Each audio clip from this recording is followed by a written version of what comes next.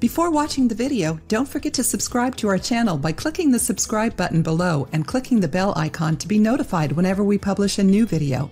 Have you ever heard of scurvy? This disease manifests itself through symptoms such as gum bleeding, joint pain, and difficulty scarring.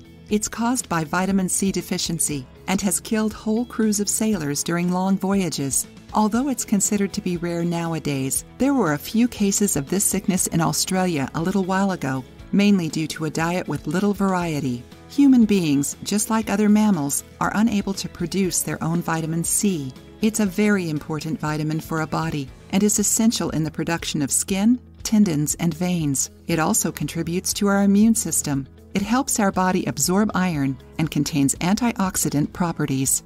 We absorb this vitamin through the food we eat, but some people prefer to take supplements in order to obtain the recommended amount of vitamin C. This totally natural recipe will give you your daily amount of vitamin C and is also rich in fiber and enzymes. It's better to consume this recipe than vitamin C pills or supplements because the ingredients are natural and our body can absorb them quicker. Ingredients: 10 organic lemons or oranges.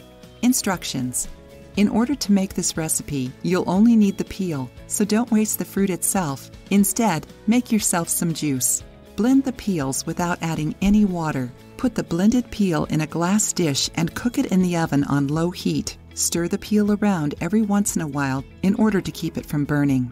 The best way to do this is by leaving the oven door open slightly in order to be able to control the cooking process. Whenever the peel is totally dry and dehydrated, take the dish out of the oven and let it cool. Blend the orange peels once again until they've turned into flour.